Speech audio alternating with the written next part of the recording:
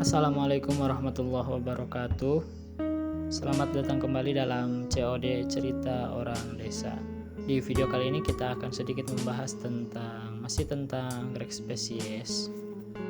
Dan spesies kali ini termasuk ke dalam genus Bulbophyllum. Nah, seperti inilah wujudnya. Ini adalah two-flowered Bulbophyllum, atau secara harfiah berarti Bulbophyllum berbunga dua ya. Memiliki nama ilmiah Bulbophyllum biflorum yang dideskripsikan oleh Theismann dan Benedict pada tahun 1855. Dan untuk taksonomi lengkapnya, anggrek ini termasuk ke dalam famili Orchidaceae dari subfamili Epidendroideae yang tergolong ke dalam suku Podosilaeae. Maaf, saya melafalkan dengan pelafalan Indonesianya ya. Termasuk ke dalam subsuku Bulbophyllinae dari genus Bulbophyllum tentunya, dengan nama spesies Bulbophyllum biflorum. Si bulbo berbunga dua ini memiliki tipe pertumbuhan batang simpodial dengan batang membentuk pseudobulb lonjong bersudut, mirip seperti bentuk buah cipir dengan ukuran yang lebih pendek ya. Jarak antara bulb satu dengan bulb yang lain dalam satu rumpun termasuk cukup renggang ya. Para bulb itu dihubungkan dengan batang silindris berbuku, di mana setiap batang penghubung itu terdiri atas 3 atau 4 ruas ya.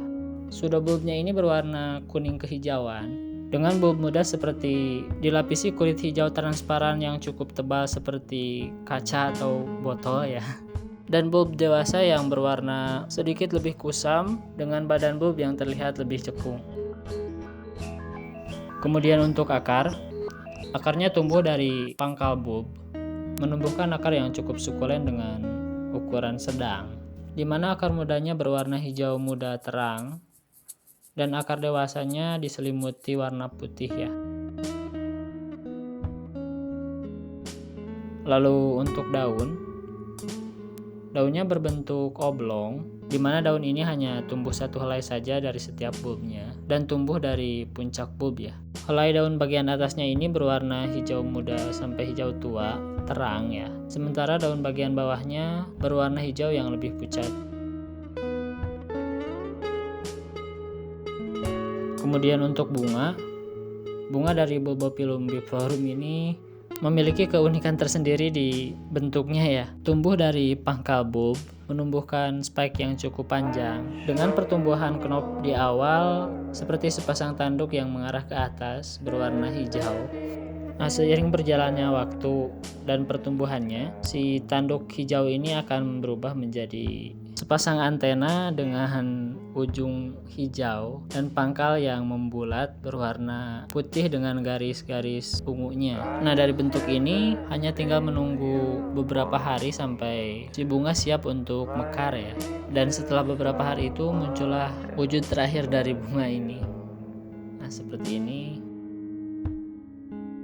Bunganya ini memiliki warna dasar putih sampai krem ya, dengan garis-garis ungu yang semakin menipis ke ujungnya, yang menyelimuti hampir ke seluruh bunganya kecuali ujung dari sepalateralnya yang berwarna hijau muda ya.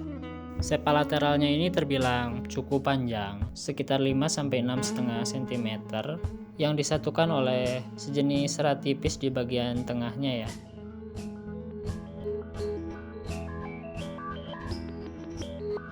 Kemudian untuk sepal dorsalnya berbentuk bulat telur dengan meruncing ke bagian atasnya. Dan di bagian puncaknya terdapat seperti sejenis rambut berjumlah 1 helai yang merupakan perpanjangan dari sepal dorsalnya itu.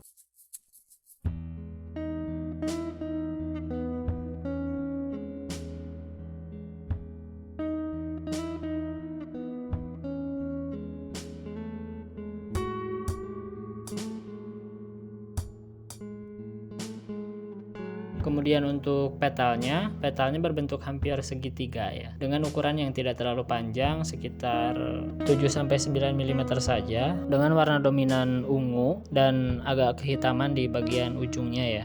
Lalu untuk tugunya juga berwarna dominan ungu dengan kepala tugu berwarna kuning ya. Nah, posisi tugu dan petal lateralnya ini mengingatkan saya kepada bentuk kelelawar yang sedang mengepakkan sayap ya. Nah, bulba biflorum ini juga dilengkapi oleh labellum yang unik ya. Dia memiliki labellum bergoyang, berbentuk seperti kuku kucing ya, melengkung dengan bagian pangkalnya melebar membentuk cekungan.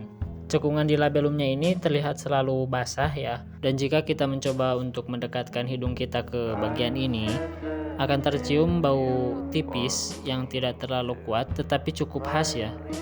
Sepertinya ini adalah bagian di mana tersimpan pemikat untuk serangga pembuahan agar tertarik untuk datang ya.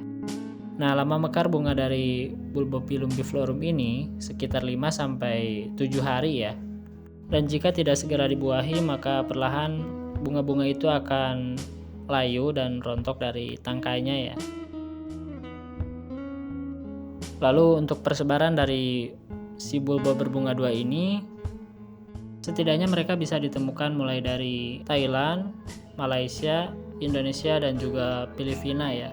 Dan untuk di Indonesia sendiri, mereka bisa ditemukan di hutan-hutan di Kalimantan, Sumatera, Jawa, dan juga Bali ya. Hidup secara epifit membentuk rumpun, mulai dari ketinggian 500 sampai 1200 mdpl ya. Lalu untuk perawatannya, tidak jauh berbeda dengan anggrek bulbo lain ya. Si bulbo berbunga dua ini setidaknya membutuhkan cahaya sekitar 15.000 sampai 20.000 lux dengan cahaya tersaring atau disebarkan ya. Lalu untuk suhu yang ideal, suhu yang aman untuk keberlangsungan hidup si bunga dua ini adalah sekitar 21 sampai 27 derajat Celcius ya, dengan kelembaban sekitar 70%.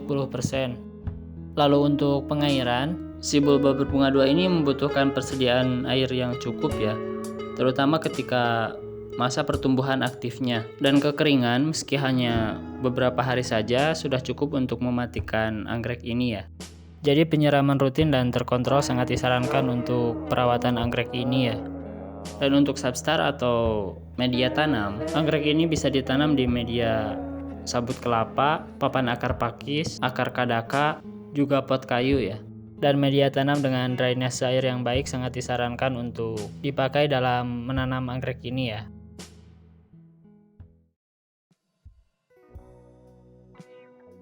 Oke, untuk video kali ini mungkin cukup segitu dulu ya.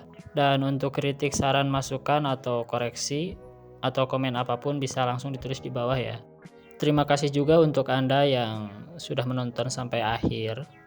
Dan akhir kata, wassalamualaikum warahmatullahi wabarakatuh.